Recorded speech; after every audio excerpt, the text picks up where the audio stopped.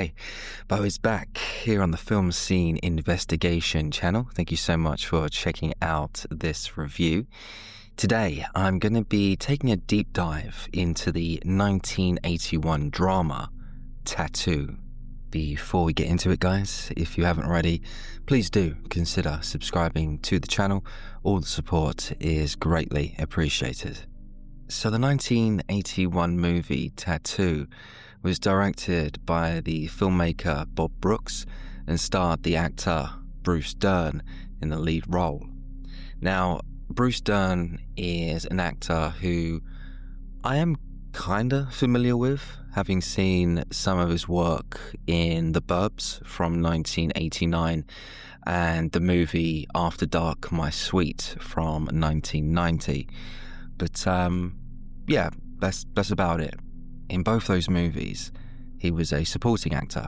So yeah, it definitely piqued my interest seeing him in the lead role, and also at a much younger age. So the film began with this traditional Japanese ceremony taking place. You had dozens of heavily tattooed men performing this tribal dance as the army officer Karl Kinski looked on in amazement. Kinski, who was played by Bruce Dern, was fascinated by what he saw, and that was the start of his obsession with tattoos. This Japanese ceremony had an everlasting effect on Kinski, and it basically changed his life. The story then caught up with Kyle many years later, once he had become a tattoo artist and owned his own tattoo parlor in New York. Business was doing good, he had loads of returning customers, and it seemed like Kyle's life was, pretty good. One day, Kyle was offered a new opportunity to work for a New York fashion house as they were in need of a tattoo artist for the next project. They had been impressed with Kyle's work. They had obviously scouted around and found Kyle being the best suited for their new campaign. Now, in fairness to Kyle, he didn't really seem all that interested to begin with. I mean, he was very comfortable just doing his thing, running his shop. But since the pay was pretty good, he ultimately took the offer. Now, this was where things kicked into high gear, as Kyle became infatuated with one of the models that was working on the campaign, a girl called Maddie, who was played by actress Maud Adams. As soon as Kyle laid eyes on Maddie for the first time, he was instantly drawn to her, like they had some sort of, deep connection. The two eventually met in person and became friends, but what started out as just an innocent working relationship soon turned into something a lot more personal for Kyle. For Maddie, Kyle was just another co-worker, someone that she just has to work with to complete the campaign. That's her job, that was it.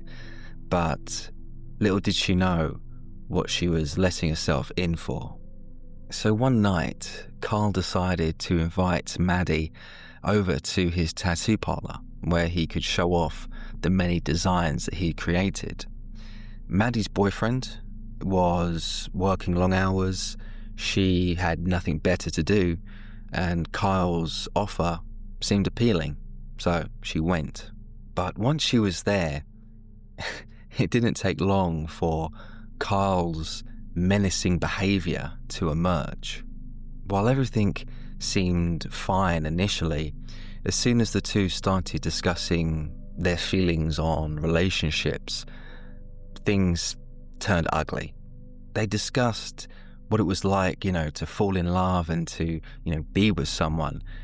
From their discussions, it was clear that Kyle had a very traditional outlook on relationships. He wanted commitment and loyalty from someone that would fully commit to him. Maddie, on the other hand, was a lot more open-minded when it came to love and relationships. I mean, she never outright said it, but it was clear that she, slept around and didn't really value sex as this, big important thing. Yeah, it was no big deal to her. But once Carl heard this, he just couldn't contain his feelings and right there and then started berating Maddie for, her behavior. Carl couldn't handle this attitude that Maddie was expressing and told her to never say such things ever again. Of course, Maddie was completely stunned by Carl's outburst. I mean, who wouldn't be? But she did the right thing by not engaging in any kind of arguments and, just played it all down. Maddie left the tattoo parlor that night, hoping to never see Carl ever again. I mean, he really freaked her out with that outburst. And she meant it. No return calls, no meetups. She wanted absolutely nothing to do with him, which ultimately only made Kyle even more infatuated with her. I mean, when it came to Kyle, he wasn't just going to let Maddie suddenly disappear from his life. I mean, he really liked her. He really felt this connection towards her, and he wanted to win her over. Carl tried everything to get Maddie's attention, even showing up to her apartment one time. But no matter what he did, he had scared her off permanently. He was basically stalking Maddie, terrorizing her, but still, he had no luck whatsoever. And one night, he eventually would end up kidnapping Maddie by going to her apartment and drugging her. He couldn't get her to listen, and so in his warped mindset, kidnapping Maddie was the best solution in his eyes. When all this was playing out, that was definitely a shocking moment. I didn't expect an abduction to randomly just take place like it did. And it definitely caught me off guard. And, after that, the mood of the film definitely changed. It became a lot more darker. Carl drove the unconscious Maddie to his father's old beach house, where his true intentions came to light. You see, he wanted to leave his mark on Maddie permanently, and so he decided to start tattooing all over her body while she was sleeping. He forcibly tattooed Maddie against her will without her knowing, and I gotta say, that was pretty unsettling to watch. Now, as you'd expect from a movie called Tattoo, there was a lot of symbolism going on throughout the movie. The whole idea of, tattooing someone without their knowledge is not only a frightening prospect, but that really symbolized the power struggle between Kyle and Maddie. On one hand, you had Kyle wanting to leave his mark, or in other words, wanted to mark his territory by taking ownership of Maddie. He was infatuated with her, he was obsessed, and in his eyes, Maddie was his, whether she liked it or not. I mean, Maddie wasn't stupid. She realized that Carl had some sort of mental deficiency, and so she took advantage of that. She played the long game, going along with whatever Carl wanted to do to her body in an effort to hopefully at one point lure Carl into a false sense of security. I mean, ultimately, she overcame the odds, she showed her resilience, and she, took back control of her destiny. As for the visual style for Tattoo, I have to say, I really liked it, with the cinematographer Michael Serin bringing this raw aesthetic that mirrored the story's dark themes. I did notice that the movie had a very muted colour palette, which was actually intentional, because that emphasized the colorful artistic designs that Carl had created, also showing how important the tattoo designs were. I also really liked the series of close-ups that were used during the tattooing scenes. We were right there, up close, seeing the tattooing process take place, with Carl intently using his tattoo gun. And for someone like me, who, I don't have a tattoo, never really been into tattoos, so I don't really, know much about the tattooing culture, seeing this movie from the perspective of a tattoo artist was definitely intriguing.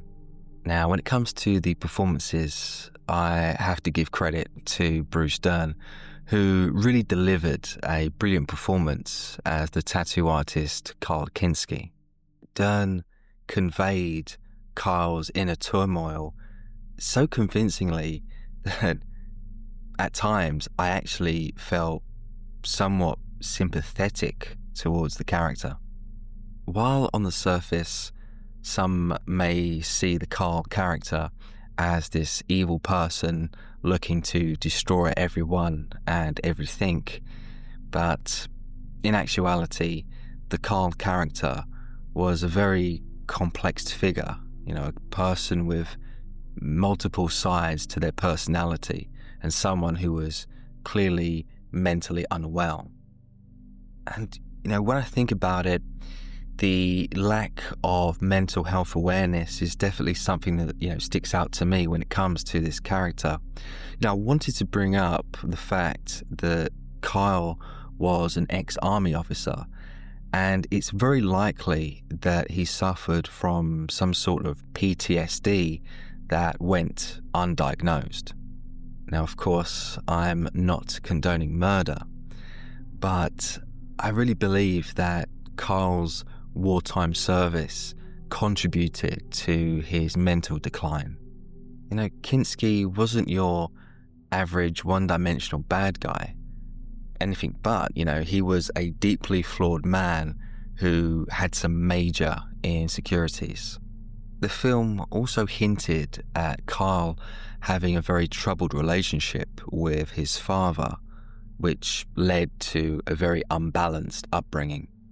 There was a scene early on in the film where we saw Carl go and visit his dad's open casket before burial, and that scene was very telling for me, because whereas someone would naturally be in mourning, Carl was almost emotionless.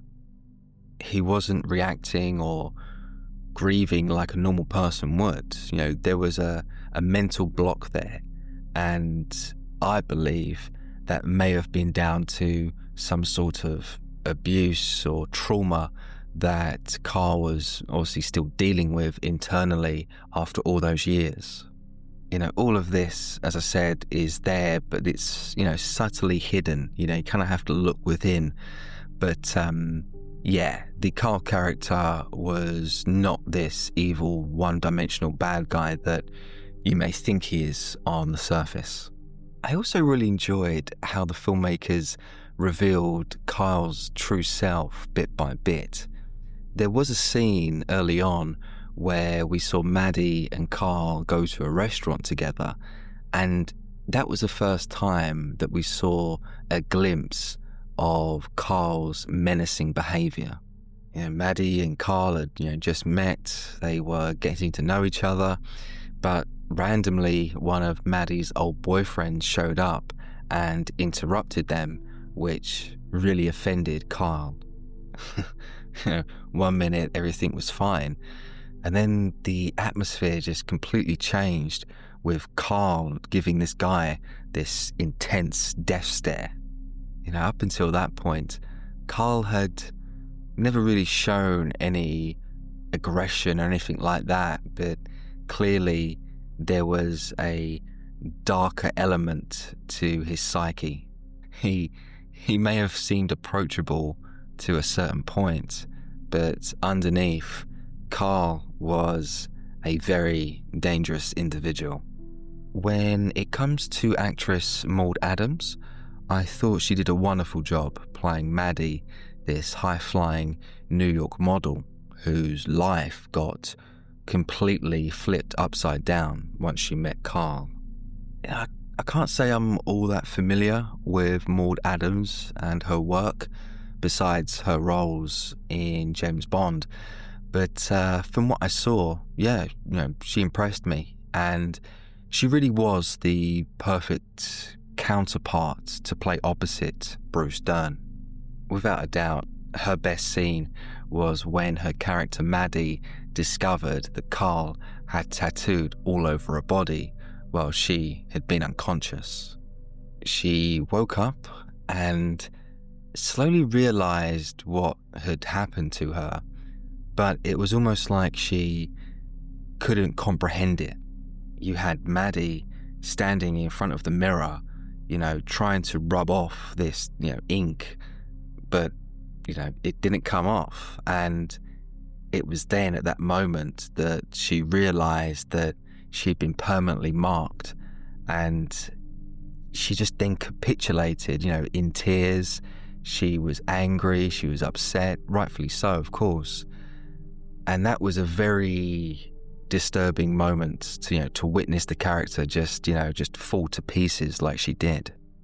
All of that mental torture that Carl put Maddie under.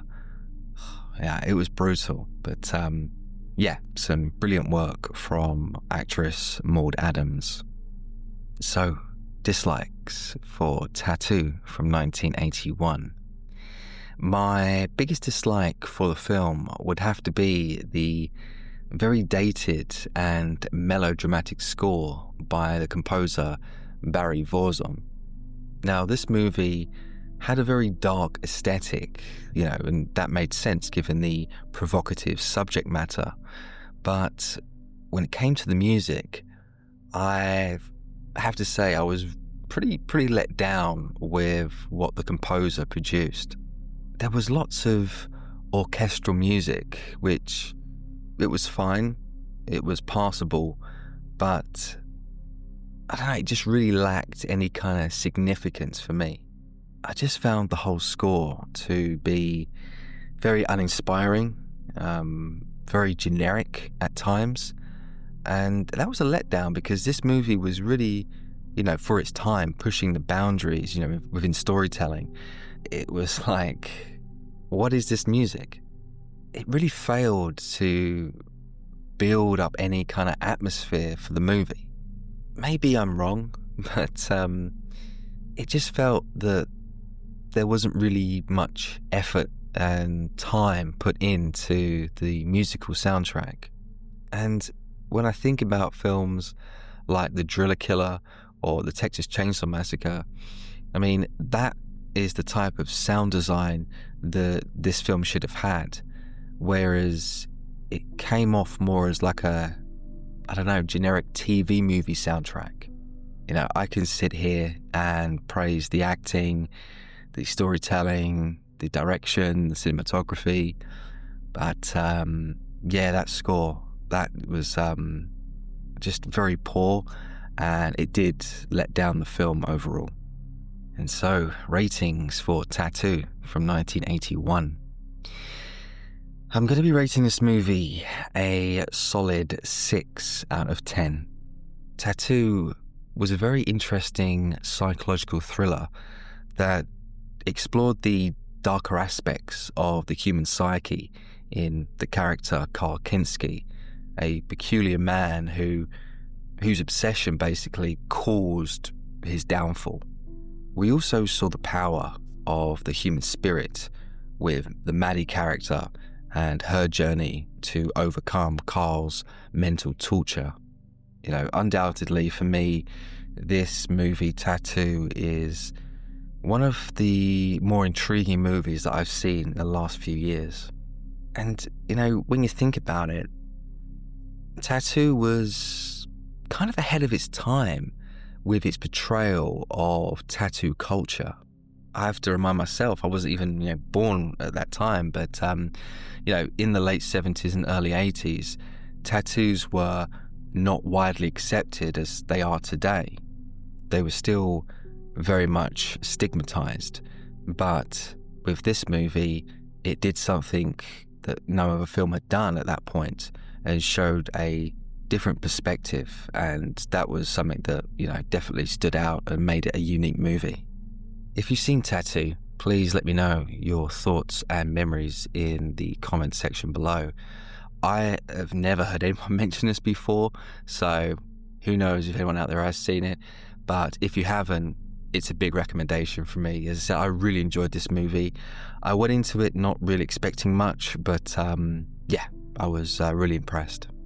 And well, that's all from me today, guys. I do hope you've enjoyed my review of this movie, 1981's Tattoo. I'll be back next week with another movie review. Don't forget to like and subscribe. And of course, take care.